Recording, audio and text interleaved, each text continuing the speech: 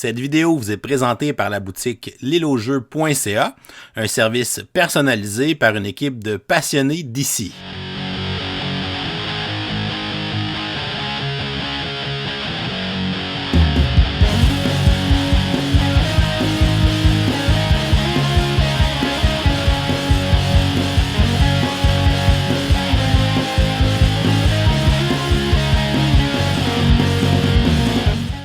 Salut les gamers, bienvenue à Professeur Board Game, je m'appelle David. Aujourd'hui à Board Game 101, je vous présente le petit jeu Long Shot de Dice Game. C'est un jeu qui a été édité en 2022 par Perplex. Ça nous vient de l'auteur Chris Handy. Le jeu peut se jouer de 1 à 8 joueurs et les parties vont durer environ 30 minutes. Le but du jeu sera de faire le plus d'argent. On est dans un jeu de roll and ride, donc un jeu à cocher. On est dans une course de chevaux et on va aussi prendre des paris. Donc c'est un jeu qui est quand même léger, qui va avoir une bonne ambiance autour de la table. Alors, Long Shot de Dice Game, je vous montre comment on joue. Ensuite, je vous dis ce que j'en pense. On va installer une partie pour 2 joueurs. Premièrement, on va placer le plateau de course au milieu de la table. Ensuite, on va se choisir une série de 8 cartes chevaux. Il y a 3 séries de cartes dans le jeu. On va donc utiliser une des 3 séries et on va placer les cartes numérotées de 1 à 8 face visible sur la table. Pour votre première partie, on vous suggère d'utiliser les cartes chevaux qui ont une icône de pomme mangée. On va ensuite placer les pions de chevaux derrière la ligne de départ du plateau course. Et on va placer les 2 dés à côté du plateau. Chaque joueur va se prendre un plateau personnel et le placer devant soi. On va aussi se prendre un crayon effaçable avec une efface qui est fourni dans le jeu. Chaque joueur va se prendre une carte de départ et on va regarder quels sont les objets qu'on va devoir inscrire sur notre plateau personnel au début de la partie. Premièrement, dans la grille de concession, qui est ici sur notre plateau, on va regarder où il y a des X sur la carte de départ et on va aller faire des X dans les cases correspondantes dans la grille de concession de notre plateau personnel. Par la suite, on va aussi commencer avec certains paris sur des chevaux. Donc ici, je vais avoir un pari de valeur 3 sur le cheval 2 et je vais avoir un pari de valeur 3 sur le cheval 7 au début de la partie. On va donc aller les inscrire dans les zones de paris respectives sur notre plateau personnel. Par la suite, on peut remettre la carte de départ dans la boîte de jeu. Et finalement, les joueurs vont débuter la partie avec 12 $. Ils vont aller inscrire le nombre 12 dans le billet de dollars dans la partie droite de leur plateau personnel. On va ensuite désigner un premier joueur. C'est le dernier joueur qui a fait un pari et il va prendre les dés et les placer devant lui. Une partie de Long Shot de Dice Game se joue en plusieurs manches. À chaque manche, le joueur actif va lancer les 2 dés, donc le D8 qui correspond aux 8 numéros des chevaux, et on a le D6 qui est en fait un des 3 qui représente le mouvement.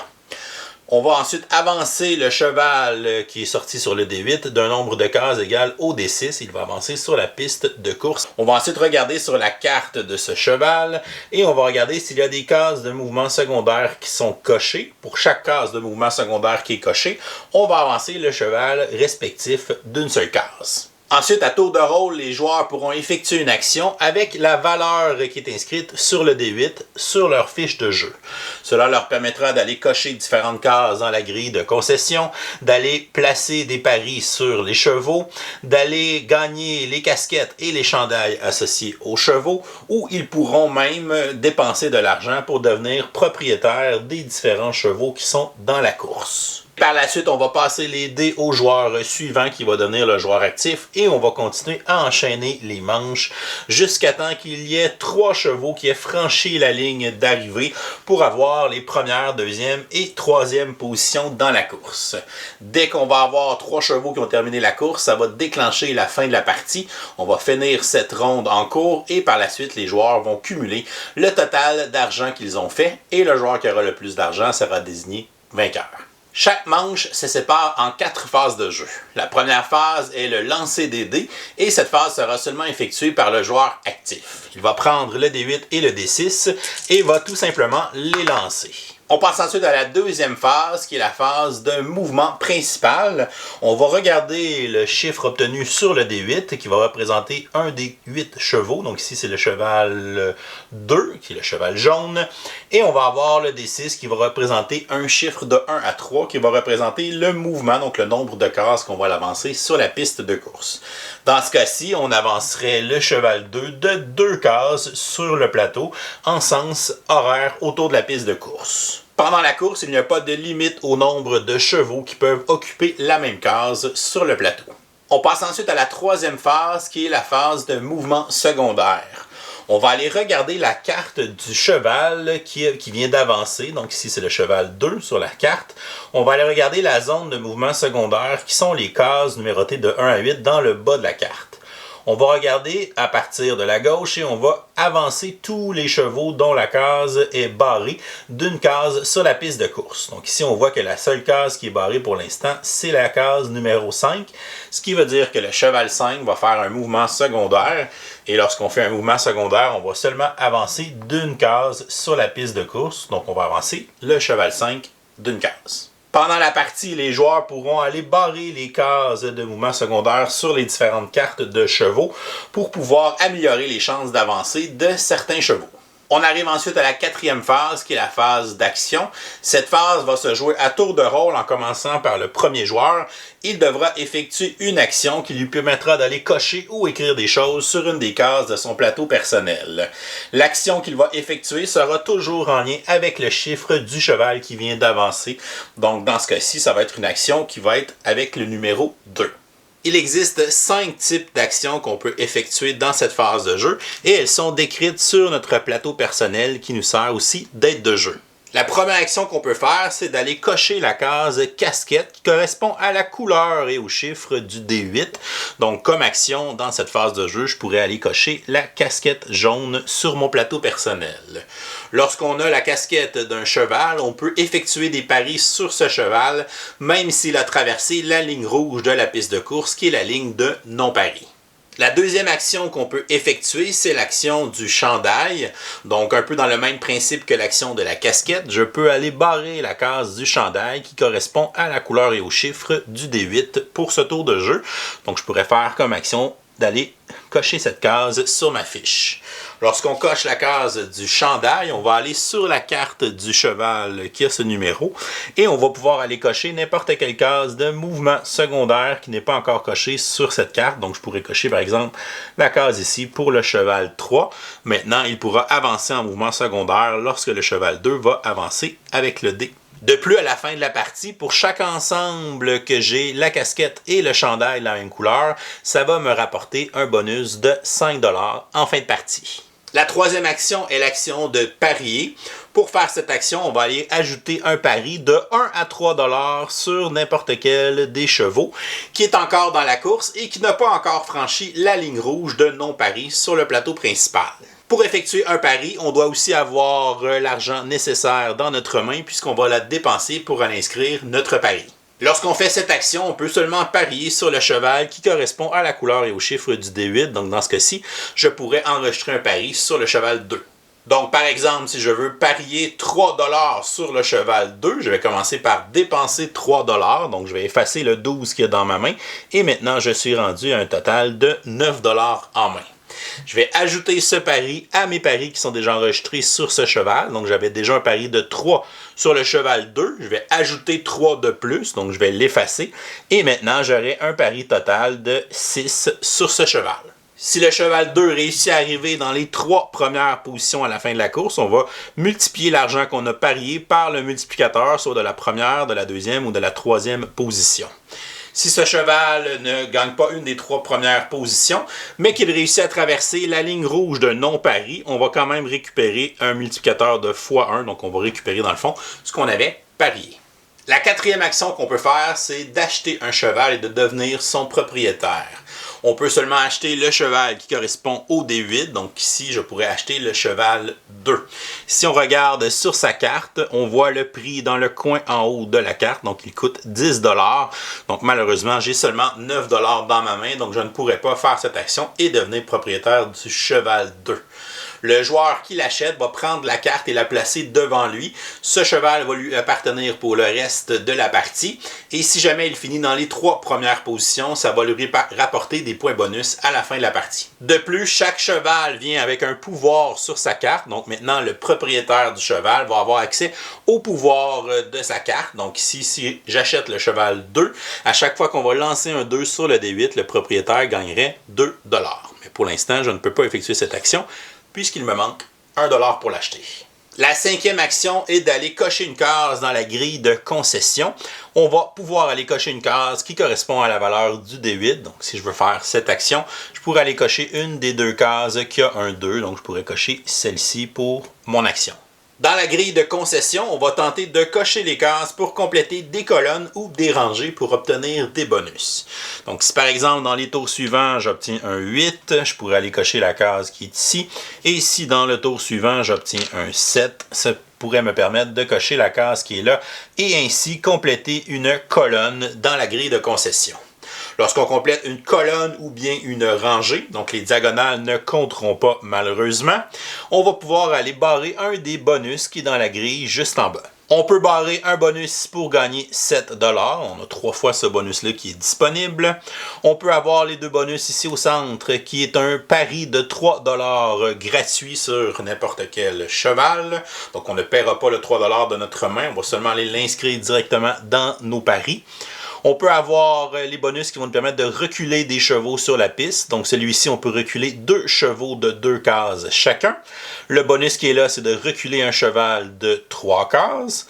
On a l'équivalent à main ici pour faire avancer des chevaux. Donc ici, je peux avancer 2 chevaux de 2 cases. Et celui-là, je peux avancer un cheval de 3 cases. Pour les bonus qui font avancer des chevaux, on ne peut pas utiliser ces bonus pour faire franchir la ligne d'arrivée à un cheval. Ils peuvent seulement franchir la ligne d'arrivée avec un mouvement du D8 ou bien un mouvement secondaire. On a une case qui va nous donner une action de casquette sur n'importe quel cheval. On a ici une case bonus qui nous donne une action de chandail sur n'importe quel cheval. Et ici, on a une action pour acheter un cheval, mais on n'a pas besoin de payer l'argent. Donc, on va gagner un cheval, devenir propriétaire d'un cheval gratuitement. Il faut évidemment que ce cheval soit encore disponible à côté du plateau. Donc, par exemple, je pourrais cocher un bonus de 7 $, ce qui m'emmènerait à un total de 16 $ dans ma main.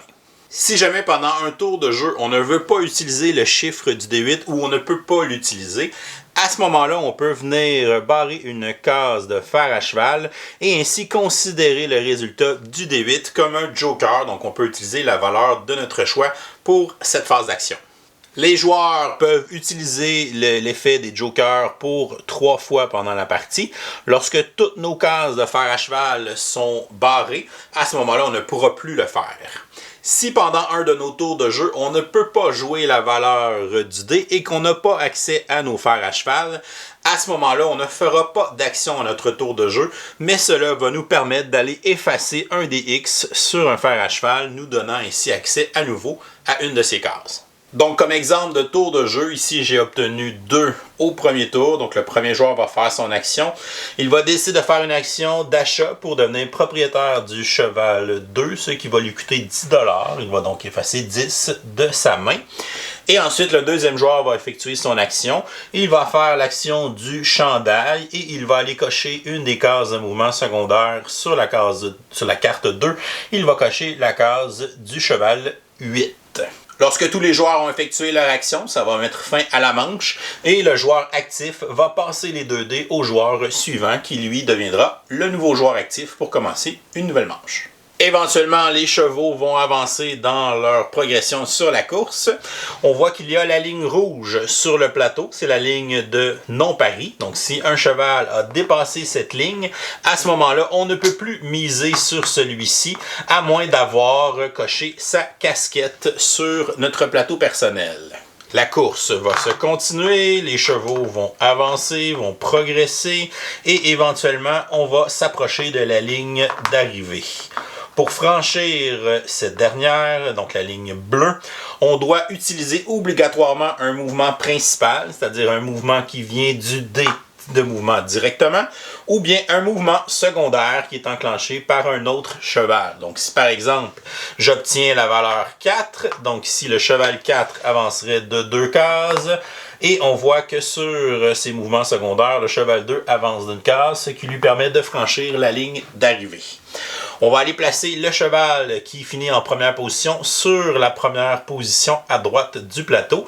Et on voit que ça va rapporter un total de 35 $ à son propriétaire dans le décompte final des points. Et la partie va se continuer jusqu'à temps qu'un deuxième cheval réussisse à terminer la course et qu'un troisième cheval réussisse à terminer la course. Lorsque 3 chevaux ont terminé pour les 3 premières positions, ça va déclencher la fin de la partie. On va finir la manche en cours et ensuite on va passer au décompte final des points, ou plutôt le décompte final de l'argent. On va cumuler la somme de notre argent final dans les cases qui sont à droite de notre plateau personnel. Premièrement, on va regarder si les chevaux dont on est propriétaire ont terminé dans les 3 premières positions. Présentement, on voit que je suis propriétaire du cheval 2 et du cheval 4. On va donc regarder et on voit que le cheval 2 a terminé en première position. On va donc marquer un total de 35 $ bonus qu'on va inscrire dans cette case. Si on a plusieurs de nos chevaux qui terminent dans les 3 positions, on va simplement additionner ces bonus et les inscrire dans cette case. On va ensuite regarder combien on a réussi à faire d'ensemble de casquettes et de chandails de la même couleur. Donc ici, j'ai la casquette et le chandail jaune. J'ai la casquette et le chandail bleu. Pour les autres, j'ai seulement un des deux de l'ensemble. J'ai donc 2 ensembles complets et chaque ensemble va me rapporter 5 $. Donc, ce qui me fait 10 $ pour mes ensembles de casquettes et chandails. On va ensuite cumuler l'argent qu'on a fait grâce à nos paris. Les paris vont avoir des multiplicateurs qui vont s'appliquer selon la position à laquelle ils ont fini dans la course. On va commencer par le cheval 2 qui a fini en première position. Donc la première position, il va avoir le premier multiplicateur. Donc ici, j'ai parié 10 $ sur le cheval 2. Donc je vais faire 10 x 5, ce qui me fait un total de 50 $ pour mes paris sur ce cheval. Le cheval 6 a terminé en deuxième position. Il va donc avoir un multiplicateur de x6, mais je n'ai rien parié sur celui-là, donc ça me fait 0. Le cheval 5 est arrivé en troisième position. Il va avoir un multiplicateur de 5, mais encore une fois, je n'avais rien parié sur celui-ci. Pour les autres chevaux qui n'ont pas terminé dans les 3 premières positions, on va aller regarder s'ils ont réussi à franchir la ligne rouge de non-pari. C'est le cas du cheval, des chevaux 4, 8 et 7. Ces chevaux vont avoir des multiplicateurs de x1. Donc le cheval 4 va avoir un multiplicateur de x1, le cheval 8 ainsi que le cheval 7. J'avais parié 3 $ sur le cheval 7, donc 3 x 1, ce qui va me permettre de récupérer ma mise. Pour le cheval 8, je n'avais rien parié dessus. Et pour le cheval 4, j'ai parié 5. Donc 5 x 1, je vais récupérer mon 5 $. Et pour les chevaux qui n'ont pas franchi la ligne rouge, c'est le cas du cheval 3 et du cheval 1. À ce moment-là, ils ont un multiplicateur de x0, c'est-à-dire qu'on va perdre les mises qu'on avait mis sur ces chevaux. Donc j'avais parié 2 $ sur le cheval 3, donc ça va me rapporter 0 comme pari. On va donc additionner la valeur de tous nos paris. Donc j'ai fait 50 plus 5 plus 3, ça fait 58. On peut l'inscrire dans la case en bas, mais je vais directement aller l'inscrire dans la case du tableau du score final. Ensuite, on va aller inscrire le nombre d'argent qui nous reste dans notre main. Il me reste 5 $, donc ça va compter aussi dans l'argent que je vais faire à la fin de la partie. Et finalement, il nous reste à additionner tout ça. Ce qui me fait un score final de 108 $. Le joueur qui aura le plus haut score, donc le fait qui fait le plus d'argent, sera désigné vainqueur. Si jamais on a une égalité, c'est le joueur dont le cheval qu'il est propriétaire est en meilleure position dans la course qui va départager l'égalité. Et voilà, c'est comme ça qu'on joue à Long Shot de Dice Game. Je vous reviens avec mon opinion personnelle. Qu'est-ce que je pense de Long Shot de Dice Game? On va regarder les côtés positifs. Premièrement, je tiens à dire que c'est un jeu qui est inspiré de Long Shot, là, qui est un jeu, je pense, des années 50 ou 60, là, qui était publié par Parker Brothers. Donc là, on a fait une réadaptation, un revamping de ce jeu-là pour le transformer en jeu de dés, en roll and write, en fait. J'aime beaucoup la production qu'ils ont fait, le format de la boîte vraiment sympathique, donc petite boîte magnétique qui se transporte bien, très petite. La boîte est pleine, il y a beaucoup de stock quand même dans cette petite boîte-là. J'aime beaucoup les feuilles effaçables avec les marqueurs effaçables, les effaces aussi qu'on nous met. Donc c'est vraiment très le fun parce qu'on peut traîner ça partout et on n'a pas à se casser la tête à savoir si on a emmené des crayons ou pas. J'aime aussi beaucoup comment ils ont construit la feuille des joueurs, donc le plateau de jeu en fait. Donc une très bonne édition pour ça parce qu'on a mis un aide de jeu, on a décrit les 5 actions qui sont là, donc ça nous sert en même temps d'aide de jeu. L'iconographie utilisée avec les couleurs, les codes de couleurs pour justement les différents chevaux, les icônes pour les casquettes, les chandails, tout ça, c'est assez facile s'y retrouver. Il n'y a pas 10 000 combinaisons possibles et 10 000 icônes. Donc on les apprend rapidement, c'est facile embarquer dans le jeu. La feuille elle est surtout très bien organisée. Ça, j'adore ça.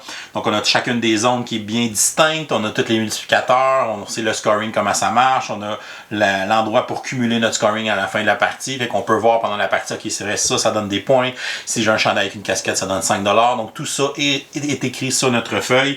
Donc, vraiment une très, très belle job d'édition pour le matériel, puis la qualité, puis la représentation, l'iconographie, tout ça. Donc, ça, c'est vraiment chapeau pour l'édition. Même pour le reste du matériel, le plateau super épais, de bonne qualité, les chevaux qui sont des gros morceaux, des gros meeples de cheval en fait, qui sont là avec les numéros, avec le art aussi qui est très goofy, très drôle. Puis ça nous met un peu dans l'ambiance, que ça reste un jeu, je dirais un peu d'ambiance, ça reste un jeu léger qu'on peut sortir en fin de soirée. C'est le genre de jeu qui va quand même créer quelques émotions, qui va créer de l'excitation, qui va venir chercher un peu notre côté gambler, le côté de parier. Ok, là je me mets all-in sur ce cheval-là, mais après ça, il faut que je le fasse gagner pour que ça puisse me rapporter plein de points. Fait qu'on se sent comme investi, je trouve que c'est thrillant à jouer, donc on va chercher certaines émotions dans une partie. Fait que j'ai toujours du plaisir à le sortir pour ça, donc c'est un jeu qui va vraiment causer une belle ambiance autour de la table, puis qui peut quand même se rendre jusqu'à 8 joueurs.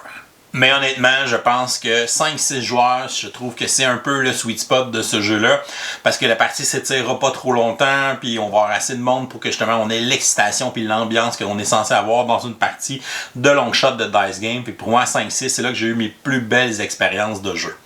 Par contre, si vous voulez jouer en solo, il y a un mode solo à l'intérieur du jeu. Personnellement, je ne l'ai pas essayé parce que c'est vraiment un jeu que j'aime beaucoup en gang, mais le mode solo est disponible. J'ai entendu quand même quelques bons commentaires de joueurs qui ont joué, là, qui nous ont dit ça sur notre Discord, que c'était sympathique aussi en solo.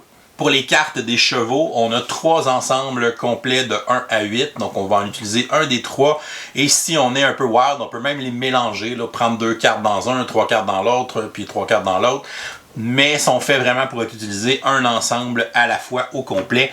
Il y a un ensemble qui est un peu plus take that, fait que si vous aimez ces éléments-là, si les joueurs autour de la table, c'est des joueurs qui aiment beaucoup de take that, ben ça peut être quelque chose qu'on peut ajouter dans le jeu en prenant les chevaux qui ont des pouvoirs un peu plus take that, qu'on peut un peu plus nuire aux autres, tout ça pour se faire des coups bas et des coups chiens. Puis si vous n'aimez pas du tout le take that, ben prenez justement le set de base qui n'aura pas vraiment d'attaque ou du moins un peu moins parce qu'on peut quand même se reculer avec les bonus de la grille de concession. Mais bref, on peut adapter selon le style de jeu qu'on aime avec les 3 ensembles qui ont quand même des pouvoirs assez variés pour les chevaux. Fait que ça, c'est quand même intéressant. Puis si tu veux, ben, tu peux te créer une espèce d'ensemble tout mélangé, donc de prendre les pouvoirs que tu préfères pour chacun des chevaux, puis te faire un ensemble ultime pour les meilleures parties de long shot. C'est un jeu qui a un très bon tempo parce qu'on joue presque de façon simultanée. On joue quand même à tour de rôle dans la phase d'action parce que c'est important d'être en ordre de jeu pour ceux qui vont acheter des chevaux parce qu'évidemment, il faut les faire en ordre de tour. Fait que si moi je l'achète avant que toi tu veux l'acheter, ben, il sera plus disponible. Et même chose pour les pouvoirs, les bonus qu'on va activer dans la grille de concession. Donc si je fais un bonus pour reculer ton cheval, ben, peut-être que toi tu vas vouloir en faire un pour l'avancer ou vice versa. Si je fais avancer mon cheval avec un bonus, toi tu vas peut-être le faire reculer parce que là je suis trop près de la ligne d'arrivée. Fait que c'est important de respecter l'ordre de tour dans ces moments-là. Mais s'il n'y a pas de bonus qui sont déclenchés et s'il n'y a pas d'achat de chevaux, on peut à peu près jouer de façon simultanée pour avancer un peu le tempo encore plus rapide dans la partie. Fait que ça va vraiment se dérouler rapidement. C'est un jeu qui reste quand même léger parce que c'est un jeu de pari, de course, de gambling un peu. Mais je sens dans ce jeu-là qu'on a quand même des décisions stratégiques qui sont le fun à prendre. La façon que je vais compléter ma grille, quel bonus je veux déclencher à quel moment de la partie. Donc c'est des décisions intéressantes à faire. Sur quel cheval je veux parier, sur quel chevaux je veux parier si je veux justement m'étendre sur plusieurs puis essayer de diversifier un peu les paris que je vais faire. Donc il y a différentes stratégies qu'on peut adopter dans celui-là. Est-ce que je veux donner propriétaire rapidement d'un cheval ou je vais attendre de voir les 2, 3, 4 premiers tours, de voir comment ça se bouge, puis après ça, me commettre à un cheval, puis d'aller justement commencer à le cocher sur toutes les autres cartes pour qu'il puisse avancer avec les mouvements secondaires. Ça aussi, je trouve ça le fun, les mouvements secondaires, comment ça fonctionne. Fait que oui, on a le hasard du dé qui fait toujours avancer un cheval de 1 à 3, mais on va avoir les mouvements secondaires qui sont activés automatiquement, et ça, on peut les contrôler, on peut en ajouter sur plusieurs cartes, ce qui fait qu'un cheval va avoir beaucoup de chances de faire des petits mouvements de 1, mais s'il en fait un à chaque tour, ben, il va quand même progresser plus vite qu'un cheval, qu'on lance jamais son dé.